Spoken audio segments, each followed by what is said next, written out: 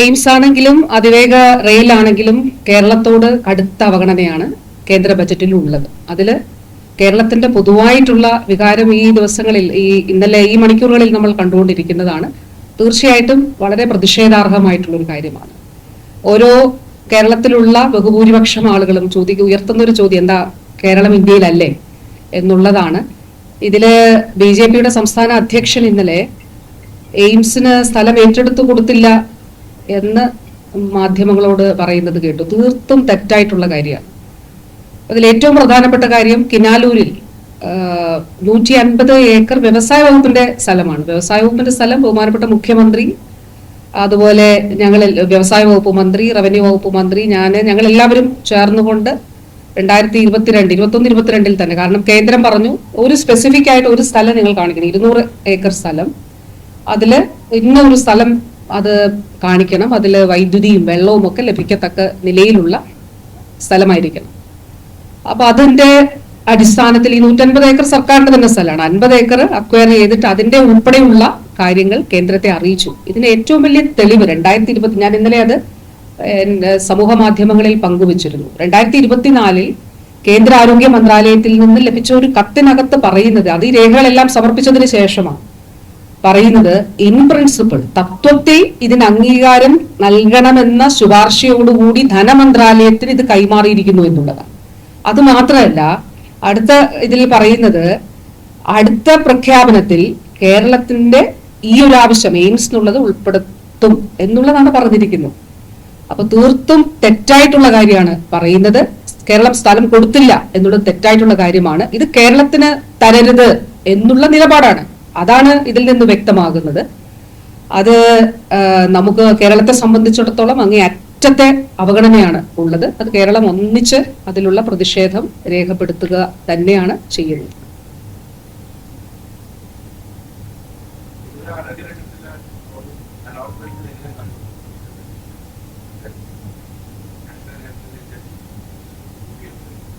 ഇപ്പോ നമുക്ക് ഏറ്റവും അവസാനം NHM-ഉമായിട്ട് ബന്ധപ്പെട്ടിട്ടുള്ള ബജറ്റിന് തൊട്ടു മുൻപ് നമ്മൾ നേരിട്ട ഒരു പ്രശ്നം, NHM-ന്റെ വിഹിതം, കേന്ദ്ര വിഹിതങ്ങൾ അതിൽ കുറവുണ്ടാകുന്നു എന്നുള്ളതായിരുന്നു.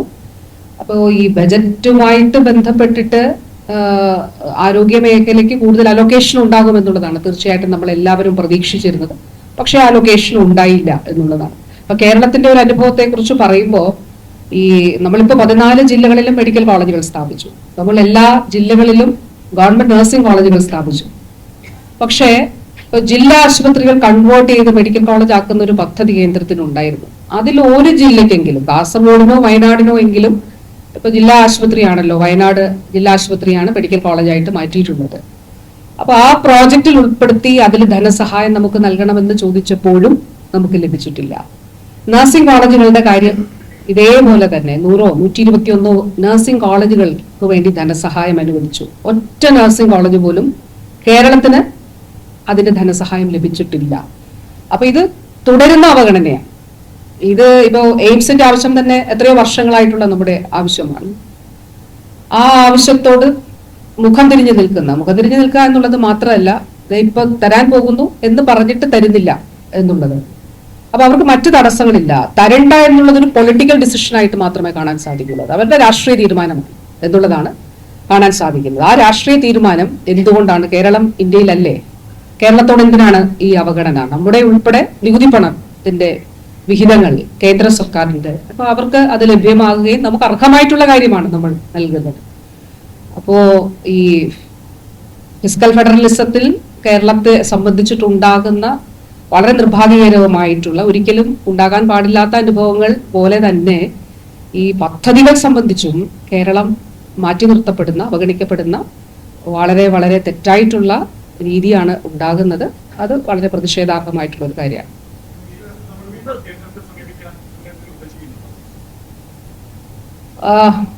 ഇപ്പൊ ഈ ഒരു ഘട്ടത്തിലെ കാര്യം പറഞ്ഞാൽ, ഇപ്പൊ കഴിഞ്ഞ സർക്കാരിന്റെ കാലത്ത് ബഹുമാനപ്പെട്ട മുഖ്യമന്ത്രി, അന്ന് പ്രധാനമന്ത്രിയെ കണ്ടിരുന്നു. ഈ സർക്കാരിന്റെ കാലത്ത്, തുടക്കകാലത്തിൽ ബഹുമാന്യനായിട്ടുള്ള CM ബഹുമാനപ്പെട്ട പ്രധാനമന്ത്രിയെ കണ്ട് തന്നെ ഇക്കാര്യം ആവശ്യപ്പെട്ടിരുന്നു. ഇപ്പോഴത്തെ കേന്ദ്ര മന്ത്രിസഭയ്ക്ക് മുൻപുള്ള കേന്ദ്ര മന്ത്രിസഭയിൽ അന്നത്തെ ആരോഗ്യ വകുപ്പ് മന്ത്രി ശ്രീ മൻസുഖ് മാണ്ഡവ്യ, അദ്ദേഹത്തെ കണ്ട് സംസാരിച്ചു. ബഹുമാനപ്പെട്ട CM-ഉം ഞാനും സംസാരിച്ചു. അദ്ദേഹം തിരുവനന്തപുരത്ത് എത്തിയപ്പോഴും സംസാരിച്ചു. ഇപ്പോഴുള്ള ബഹുമാനീയനായിട്ടുള്ള ശ്രീ JP നദ്ദ, അദ്ദേഹത്തെയും കണ്ട് സംസാരിച്ചു. അദ്ദേഹം നല്ല അനുകൂലമായിട്ടുള്ള നിലപാട് എടുത്തതായിട്ടാണ്, അദ്ദേഹത്തിന്റെ കത്താണ് ഞാൻ ഈ പറഞ്ഞത്, അദ്ദേഹം അയച്ച കത്തിലെ വാചകങ്ങളാണ് ഞാൻ ഈ പറഞ്ഞത്. അപ്പൊ അദ്ദേഹം പറഞ്ഞത് കേരളത്തിന് കിട്ടേണ്ടതാണ് എന്നുള്ളതാണ്. ഈ 2 ആരോഗ്യമന്ത്രിമാരും ഈ നിലപാടാണ് പറഞ്ഞത്. ധനമന്ത്രാലയത്തിന് ഇത് കൈമാറിയിട്ടുണ്ട് എന്നുള്ളതും ധനമന്ത്രാലയം ഇതിന് ഇനി അംഗീകാരം നൽകും എന്നുള്ളതുമാണ് നമ്മളോട് പറഞ്ഞിട്ടുള്ളത്. അപ്പൊ അത് നൽകുന്നില്ല എന്നുള്ളത് നൽകണ്ട എന്നുള്ള രാഷ്ട്രീയ തീരുമാനമാണല്ലോ അതിന് പിന്നിലുള്ളത്.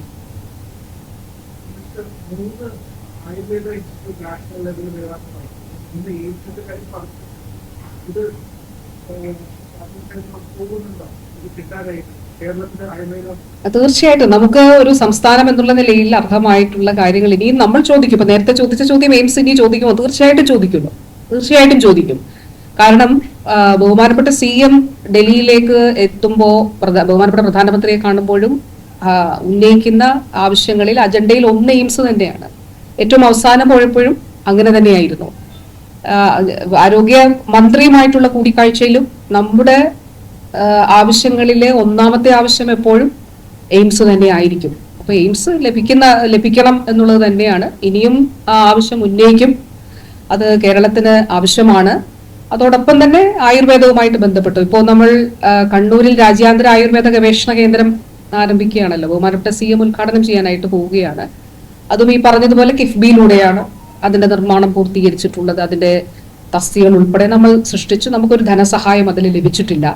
അപ്പൊ കേരളത്തെ സംബന്ധിച്ചിടത്തോളം ആയുർവേദത്തിന് ഇത്രയും അധികം പേരുകളുള്ള, അതോടൊപ്പം ഗവേഷണ രംഗത്ത് ഒരു പുതിയൊരു ഒരു പുതിയ തലം സൃഷ്ടിക്കുന്നതിന് വേണ്ടി അതിന് പുതിയ ഇൻഫ്രാസ്ട്രക്ചർ ഫെസിലിറ്റീസ് ഒരുക്കുക എന്ന ലക്ഷ്യത്തോടെയാണ് രാജ്യാന്തര ആയുർവേദ ഗവേഷണ കേന്ദ്രം നമ്മൾ ആരംഭിക്കുന്നത്. തീർച്ചയായിട്ടും നമ്മളിത് ആവശ്യപ്പെടും. പക്ഷെ അവഗണന തുടരുന്ന സാഹചര്യത്തിൽ അതിന് എത്രത്തോളം ഫലപ്രാപ്തി ഉണ്ടാകും എന്നുള്ളത് നമുക്ക് ഓരോരുത്തർക്കും അറിയുന്ന കാര്യമാണ്.